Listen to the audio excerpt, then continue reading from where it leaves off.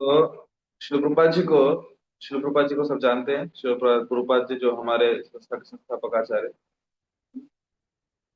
पहले परम गुरु प्रभुपाद जी को एक शिष्य ने पूछा कि प्रभुपाद कैसे पहचानेंगे कि ये व्यक्ति वैष्णव है। वैष्णव मतलब भगवान का भक्त है ना, भगवान विष्णु का भक्त है, कृष्ण का भक्त। कैसे पहचानेंगे कि ये भक्त है? Prabhupada says that he should be perfect gentleman. सभ्य व्यक्ति होना चाहिए वो। सभ्य व्यक्ति कैसे समझ में आएगा? उसके व्यवहार से, उसके आचरण से समझ में आएगा कि वो सभ्य व्यक्ति है, जेंटलमैन। जेंटलमैन बोलते हैं। तो जेंटलमैन कैसे बनना है, तो उसमें हम इससे चर्चा करेंगे। देखो हम लोग इस प्रोसेस में हम भक्ति कर रहे हैं। भक्ति कर रहे हैं हम सब लोग। तो बहुत बार एक प्रश्न उठता है कि क्या महत्वपूर्ण है, एक भक्त बनना महत्वपूर्ण है, एक अच्छा इंसान बनना महत्वपूर्ण है? क्या लगता है आपको, क्या बनना महत्वपूर्ण है? एक भक्त बनना महत्वपूर्ण है, एक अच्छा इंसान बनना महत्वपूर्ण है? हाँ, अबे गुरु, क्या महत्वपूर्ण है, भक्त बनना महत्वपूर्ण है, अच्छा इंसान बनना महत्वपूर्ण है? क्या महत्वपूर्ण है?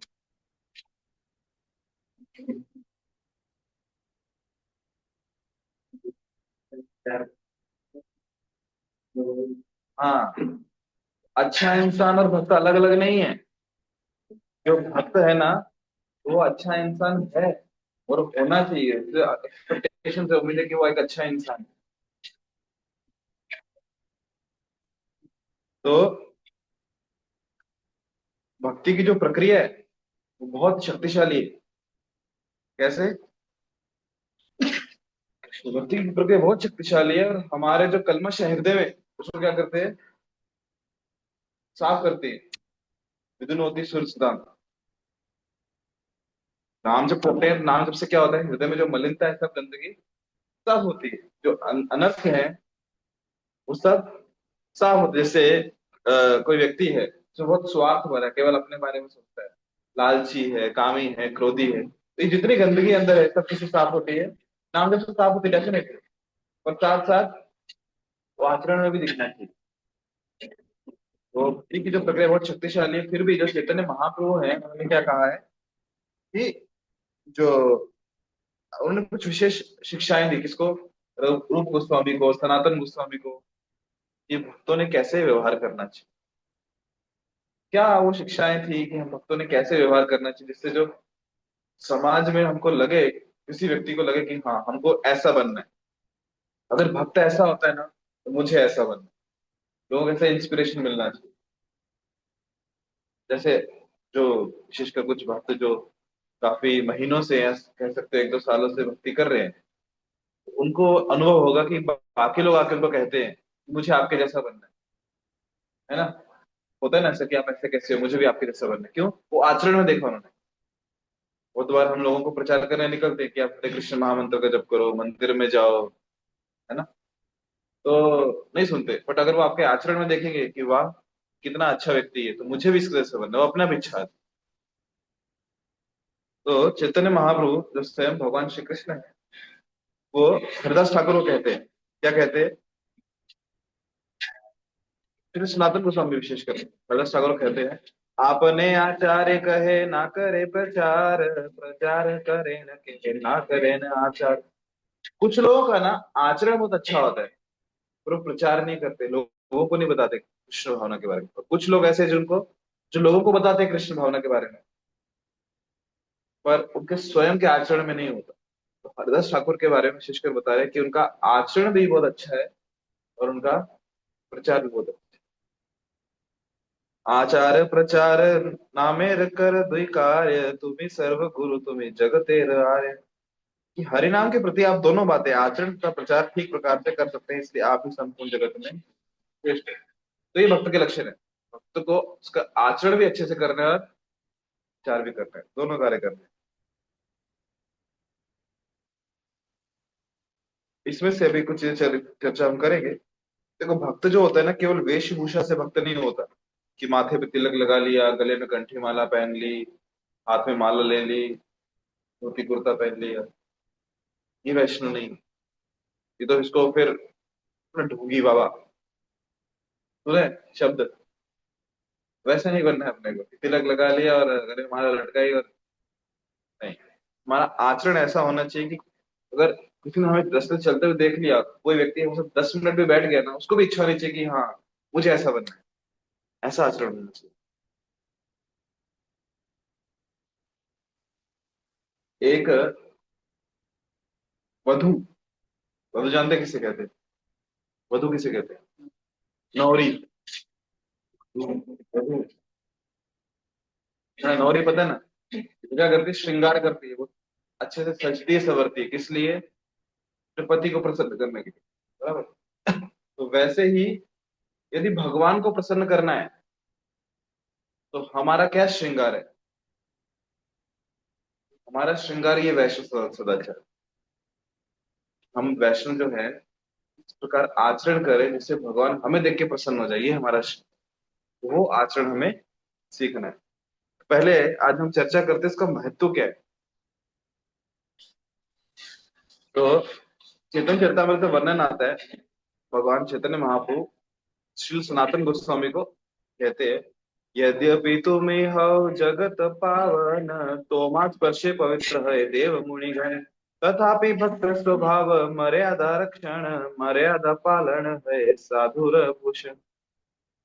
तो महाप्रभु कहते हैं कि हे सनातन, यद्यपि तुम संपूर्ण ब्रह्मांड का उद्धार कर सकते हो और देवतागण भी तुम्हारे स्पर्श से शुद्ध हो जाते हैं, फिर भी वैष्णव आचार का पालन एवं उनका रक्षण करना ये भक्त का एक गुण है।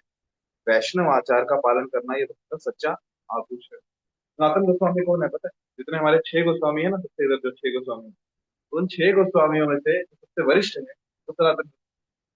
पूरे वृंदावन जो है, पूरा वृंदावन उनको गुरु मानता है, ये हमारे गुरु हैं।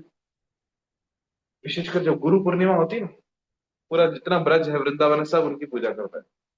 और वैष्णव सनातन गोस्वामी है वो प्रतिदिन कम से कम 128 माला का जप करते थे। आप लोग कितनी करते हैं या हम लोग कितनी करते हैं सबको पता है। 4 माला, 8 माला, 12 माला, 16 माला, वो कितने करते थे हर दिन? 128। और प्रतिदिन जो वैष्णव है उनको दंडवत प्रणाम करते हैं 1000। कितने महाप्रभु फिर भी इनको क्या कह रहे हैं, तुम्हारी भक्ति बहुत अच्छी है, कोई डाउट नहीं है उसमें, पर क्या करना चाहिए, साथ साथ कि जो वैष्णव सदाचार है ना उनका पालन करना चाहिए। क्योंकि ये क्या है हमारे वैष्णव सदाचार, क्या है हमारे वधु का क्या होता है? आभूषण, श्रृंगार है ये। वैष्णव सदाचार जिससे भगवान हमसे बहुत प्रसन्न होंगे, उसे सुंदर देखेंगे, क्योंकि इसका रक्षण करना ये भक्त का गुण है।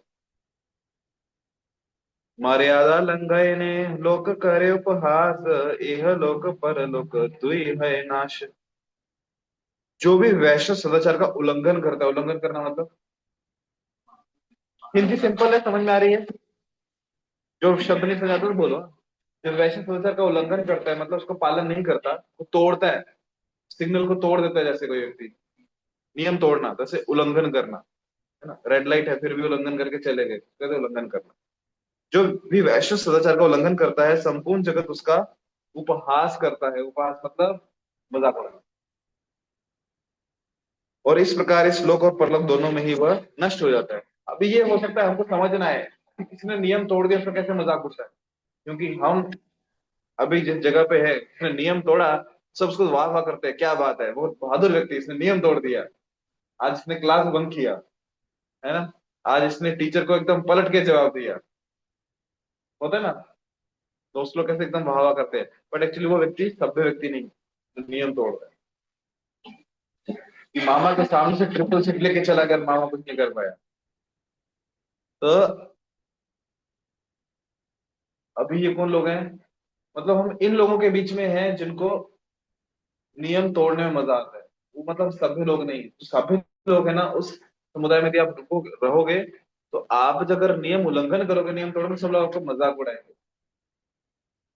अभी तो ठीक है, अभी हम यहाँ पे कल को अगर कंपनी में जाएंगे, कॉर्पोरेट में जॉब करेंगे, तो जॉब में अगर नियम टूटा तो सब लोग को पता है अभी इसको डांट पड़ने वाली है, और सब लोग क्या करेंगे, मजाक उड़ाते हैं कि इसने नियम तोड़ा। तो वैसे ही वैश्विक सदाचार का उल्लंघन हमें नहीं करना है, ताकि कोई हमारा मजाक ना उड़ाए। और इस प्रकार लोक और परलोक दोनों में ही वह नष्ट हो जाते हैं जो वैश्विक सदाचार का उल्लंघन करते हैं। ये लोग मतलब जगत में, और परलोक मतलब ऊपर के जगत। इसलिए महाप्रभु ने, चैतन्य महाप्रभु ने, जो वृंदावन के 6 गोस्वामी हैं हमारे, उनको 5 महत्वपूर्ण उपदेश दिए थे।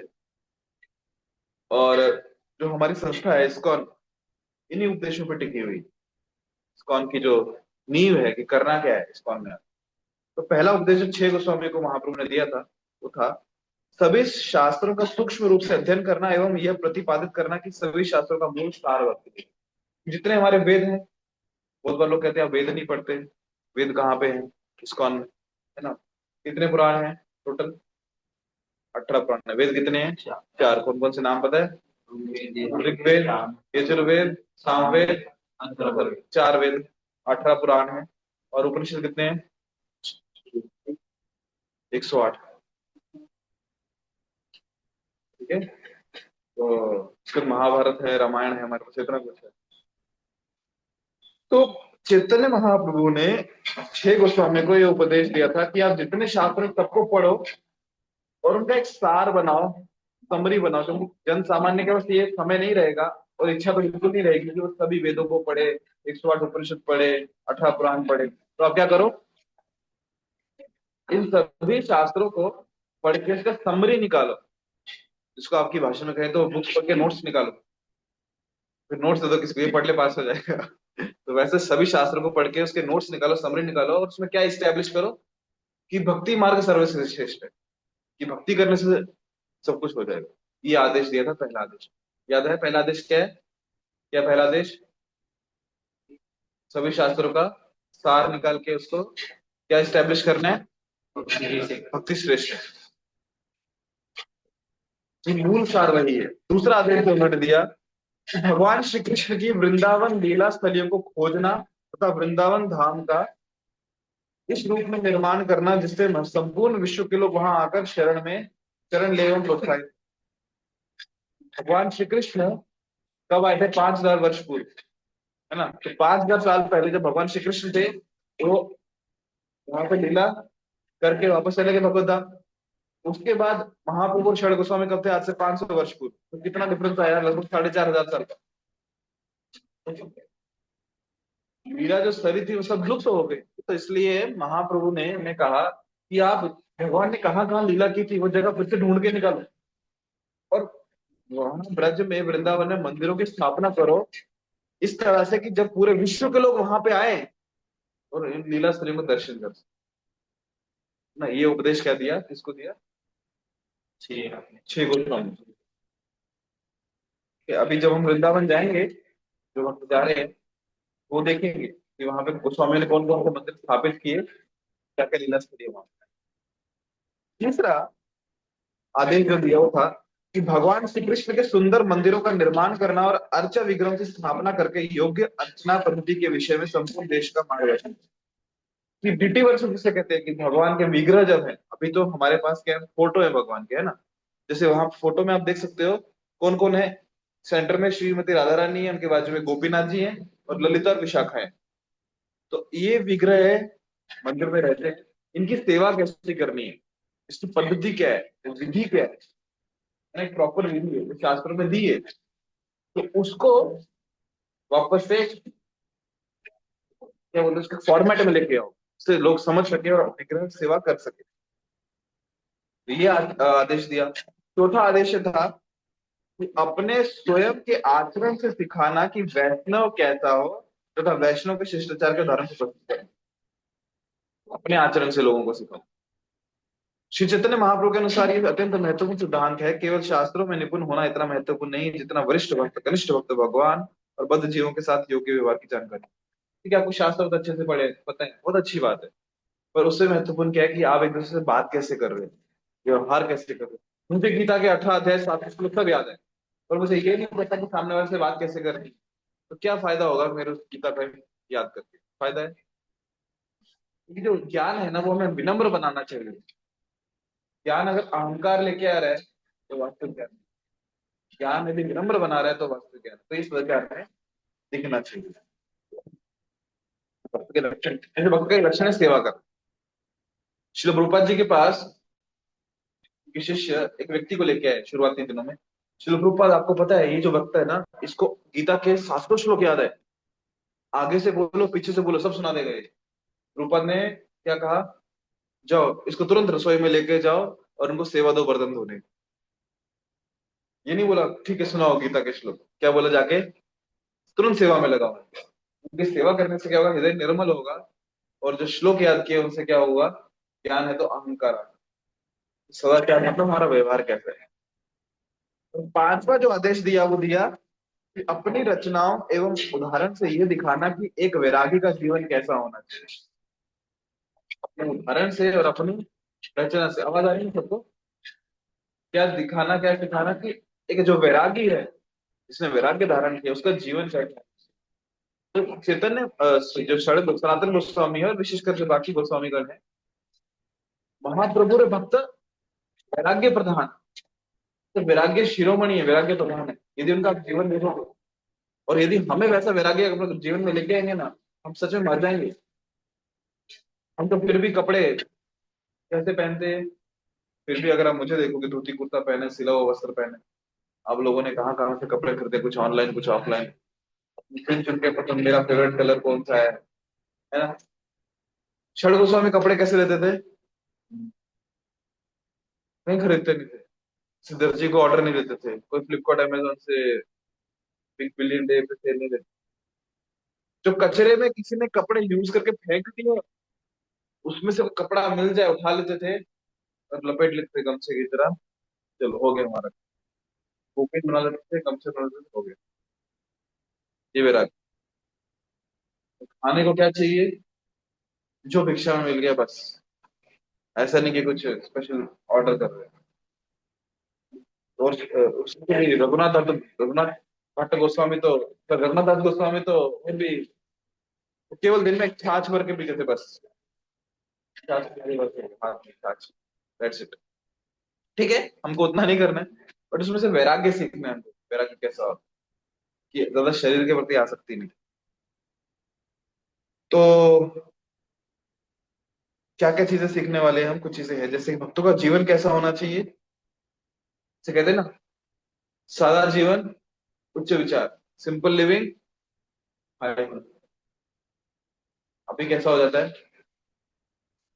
लिविंग इतनी कॉम्प्लिकेटेड हो चुकी है और थिंकिंग एकदम लो हो गई। हमारे नहीं बोल रहा हूँ मैं, सोसाइटी की बोल रहा हूँ। तो इसलिए लिविंग कैसे होनी चाहिए, एकदम सिंपल होनी चाहिए, और थिंकिंग कैसे होनी चाहिए, विचार सरनी उसी तरह से। बात समझ में आ रही है, यहाँ ऊपर से आ रहा है, हो ना सब लोग यहीं पे। अच्छा, भक्तों का जीवन कैसा हो इसके बारे में अनेक नियम एवं तत्व हैं, परंतु उन सबका उद्देश्य ये है कि वे सभी एक मूलभूत नियम, निरंतर भगवान श्री कृष्ण का स्मरण और कभी भी उनका विस्मरण ना हो, की पूर्ति हेतु सहायक होना चाहिए। ये नियम सर्वोच्च है तथा सभी नियम इसके अधीन। देखो, अभी आने वाले कुछ दिनों में इस पुस्तक में जो भी नियम है हम सब चर्चा करेंगे, पर इन सभी नियमों का जो मूल आधार है कि कभी अगर ऐसा हो कि ये नियम याद ना भी रहे, तो एक नियम है जो हमें हमेशा याद होना चाहिए। उन सभी नियमों का आधार है वैष्णव के जीवन। वो नियम क्या है कि हमेशा हमारे जीवन में प्रतिदिन हर समय भगवान श्री कृष्ण का स्मरण होना चाहिए, और हमका विस्मरण नहीं होना चाहिए। दिन भर में हमें हम 24 घंटे ना, हम कृष्ण को भूलने नहीं चाहिए। हमेशा कृष्ण का स्मरण हमारे पास होना चाहिए, कृष्ण हमारी याद में रहने चाहिए। ये क्या है, मूलभूत नियम। संस्था का नाम क्या है, संस्था का नाम क्या है, संस्था का नाम क्या है, इसका इसका का फुल फॉर्म क्या है, international society for Krishna consciousness. ये शब्द महत्वपूर्ण है, कृष्णा कॉन्शियसनेस। मराठी या हिंदी में क्या है, अंतरराष्ट्रीय कृष्ण भावना मृत संघ। मराठी में अंतरराष्ट्रीय होता है, कृष्ण भावना संघ है किसके लिए, कृष्ण भावना के लिए, कृष्णा कॉन्शियसनेस के लिए। कॉन्शियस मतलब चेतना, भावना, कि हमारी भावना में कृष्ण होने चाहिए। तो जब हमारी भावना में कृष्ण होंगे, आचरण में अपने आप आ जाएंगे। जो वस्तु हमारी भावना में होती है, हमारी चेतना में होती है, वहां पे हम अपने आप पहुंच जाते। जैसे एक व्यक्ति महाराज को पूछ रहा था, जॉब कर रहा है, और पूछता है कि महाराज, कि जब मैं बेस में होता हूँ या मंदिर में होता हूँ तो मुझे कंपनी की बहुत याद आती है। कंपनी में काम करता हूँ तो उसकी याद आती है। और जब मैं कंपनी में होता हूँ तब मुझे बेस के मंदिर की याद आती है। मैं क्या करूँ? कभी कभी होता है, पुस्तक सामने खुली है और मूवी याद आ रही है, और मूवी को बैठे हैं तो याद आ रहा है कि मैंने इतना पढ़ाई कर थी। होता है, ऐसा माइंड का नेचर है। तो क्या कह रहे हैं कि मैं जब मंदिर में होता हूँ, बेस क्या है? मंदिर ही है ना। जब मंदिर में होता हूँ तो मुझे कंपनी का याद आता है, कंपनी में क्या क्या काम करना है। और कंपनी में होता हूँ तो मुझे बेस मंदिर का याद आता है। महाराज ने उत्तर दिया, अब हमेशा कंपनी में ही रहो। क्यों? मंदिर का याद आता है। क्योंकि हम वहीं पे जहां पे हमारी चेतना है। We are where our consciousness है, जहां हमारी चेतना है वहीं पे। जैसे ये क्या है? बिल्डिंग है, घर है। जैसे बाकी जो हाउस है, बाकी घर है, ये भी एक घर है। कैसे कह सकते हैं ये मंदिर है और एक हाउस नहीं है? कैसे कह सकते हैं बेस है या कोई घर नहीं है या कोई हॉस्टल नहीं है? कैसे कह सकते हैं? तो हमारी चेतना क्या है? अगर हमारी चेतना है कि ये मंदिर है, हम भक्त है, कृष्ण का स्मरण करना है, कृष्ण की सेवा करनी है, तो ये मंदिर बन जाएगा। और अगर हमारी चेतना है कि मुझे खाना है, अच्छे से सोना है, और केवल पढ़ाई करनी है, तो डेफिनेटली तीनों चीजें हमें करनी है। खाना भी अच्छे से, सोना भी है, पढ़ाई भी करनी है। पर अगर कृष्ण का स्मरण नहीं है तो एक नॉर्मल हॉस्टल जैसे बाकी वैसे बन जाए, मंदिर नहीं रहेगा। तो ये मंदिर है या नहीं है, ये किस बात पे निर्भर करता है? ये चेतना, हमारी हमारे consciousness. Either we are Krishna consciousness और नॉट। कृष्णा कॉन्शियस है या नहीं। तो ये मंदिर है या नहीं, किस बात पे निर्भर करता है? हमारी चेतना पे, भावना पे, कॉन्शियस। ठीक है। तो अंतःकरण में वैष्णव गुलाब की पंखुड़ी के समान कोमल होता है, और साथ ही साथ वज्र के समान कठोर होता है। हम नरसिंह आरती गाते हैं ना, तव कर कमल वरे नखम अद्भुत श्रृंग ललिता हिरण्यकशिपु तनु भीम। कि भगवान नरसिंह देव के नाखून यदि आप देखोगे, कैसे हैं? नाखून कैसे होते हैं? एकदम कोमल होते हैं। तव कर कमल वरे नखम अद्भुत श्रृंगम। कमल वरे, कमल मतलब, कमल तो पता ही नहीं, कमल का फूल कितना सॉफ्ट होता है, कभी देखा है? फूल की पंखुड़ी कितनी सॉफ्ट होती है। तो भगवान के नाखून भी कैसे हैं? तो सॉफ्ट है, उनके हाथ सॉफ्ट है और बहुत सुंदर लग रहे हैं। पर उन्हीं सॉफ्ट नाखूनों से पूरा फाड़ दिया, पूरी आंतड़ियां बाहर निकाल दी। किसकी? हिरण्यकश्यप। उसको वो वज्र के समान लगे। वज्र पता है ना, इंद्र का यार। कि जिस प्रकार एक भृंग को कैसे ऐसे भगवान ने मसल दिया, तो वैसे जो वैष्णव होता है ना, उसका जो हृदय होता है ना, कोमल होना चाहिए, कमल की पंखुड़ी के साथ। कठोर नहीं होना चाहिए, पत्थर दिल नहीं होना चाहिए, कोमल होना चाहिए। और साथ साथ नियम पालन करने में वज्र के जैसे कठोर होना चाहिए। तो कहते हैं ना कट्टर। कट्टर शब्द सुना है? वो नियम पालन में कट्टर होना चाहिए और कोमल भी होना चाहिए। दोनों साथ में कैसे हो सकते हैं? दोनों साथ में ऐसे हो सकते हैं कि यदि कोई दूसरों के, सॉरी, अपने लिए कट्टर होना चाहिए, अपने ऊपर कठोर होना चाहिए, और दूसरों पे कोमल होना चाहिए। ये वैष्णव।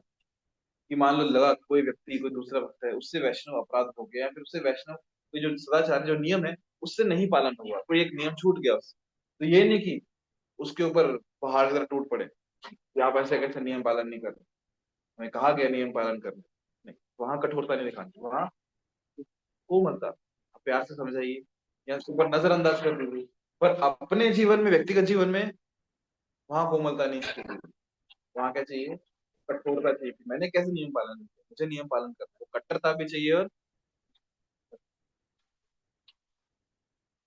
ठीक है। एक और कहा गया है, चौथा, फिर हम रुकते हैं, बाकी कल चर्चा करेंगे। कि वैष्णव अदोषदर्शी होते हैं, अर्थात वे कभी भी दूसरों में दोष नहीं देखते। वैष्णव के दूसरों में भी सुनते हैं। वैष्णव का ये गुण बहुत अच्छा है जो वैष्णव है वो अदोषदर्शी, अदोषदर्शी मतलब वो दूसरों में दोष नहीं देखते। दोष यदि देखना है वो किस में देखते हैं, खुद में देखते हैं। ये वैष्णव को बहुत अच्छा लगता है, और दूसरों को स्तुति करते हैं, दूसरों में अच्छी गुण देखते हैं। जैसे आपने देखा है, एक गार्डन है करके, उद्यान बगीचा, दो प्रकार की मक्खी होती है, एक जो नॉर्मल मक्खी और एक मधुमक्खी। नॉर्मल मक्खी है, हाउसफ्लाई जिसे कहते हैं, तो पूरे गार्डन में कितने भी फूल हो वहां जाके नहीं बैठेगी। कहाँ बैठेगी? गार्डन में जिसे कचरा हो, किसी कुत्ते ने किसी प्राणी ने विष्ठा कर दी हो, वहां जाके बैठे। कौन? एक मक्खी। पर मधुमक्खी कहीं पे कचरे का कितना भी ढेर हो, पर अगर वहां पे कहीं ना कहीं फूल खिला होगा ना, वो सब फूल पे जाके बैठे। है ना? ऐसे ही होता है। मधुमक्खी फूल पे जाके बैठती, गंदगी में कहीं फूल होगा तो फूल पे जाके बैठेगी। और मक्खी गार्डन उद्यान फूलों का बगीचे में गंदगी में वहां जाके बैठे। अभी वैष्णव जो है ना वो मधुमक्खी के जैसा है। कहीं पे कितने भी दुर्गुण है किसी व्यक्ति में, कितने भी दोष है, वो दोष नहीं देखता। वो क्या देखता है? इसमें अच्छी गुण क्या है, इसमें गुड क्वालिटीज क्या है, उससे से मैं क्या सीख सकता हूँ। ये वैष्णव के लक्षण। और यदि कोई वैष्णव नहीं है तो किसी में कितने भी अच्छे गुण है, वो बस देखेगा इसमें दोष क्या है। पूरा शरीर है पर कहीं जख्म लगाओ, मक्खी वहीं जाके बैठती। तो हमें अच्छा वैष्णव बनना है, अच्छे भक्त बनना है, तो हमें लोगों में बुरे गुण, दोष नहीं देखने, हमें क्या देखना है? उनमें अच्छी गुण। और बुरे गुण यदि देखने हैं तो आईने में देखो, मुझ में क्या है, क्यों? यदि उसको देखेंगे ना, उसमें सुधार ला पाए कि हाँ इसको मुझे चेंज कर, इसको ट्रांसफॉर्म करना है, मुझे एक अच्छा बनना है। और इससे क्या होगा पता है? जो हमारे आपस के संबंध है ना, वो और गहरे होंगे। क्यों? हम दोष नहीं देख रहे, क्या देख रहे हैं? अच्छे गुण। हाँ, मैनेजमेंट की दृष्टि से कभी लग सकता है कि ये गलत हो रहा है, ये अच्छी चीज नहीं है, तो जो आपके अथॉरिटी है उनको जाके बोलो। सिर्फ मैनेजमेंट की दृष्टि से तुरंत मत बोलो कि गलती निकालने के लिए गलत। समझ में आ रहा है? ठीक है, रुके यहाँ पे, रुके, नहीं रुकना। समझ नहीं आ रहा, हाँ बोले ना बोले? ठीक है, कुछ प्रश्न है, कुछ पूछना है अभी तक जो डिस्कस किया उसके संदर्भ में? बाकी हम कल चर्चा करेंगे। कुछ है प्रश्न? नहीं? नहीं, रुके फिर। चलो, कृपाल की। तो जो भी हमने आज सीखा है इसको आचरण में लाना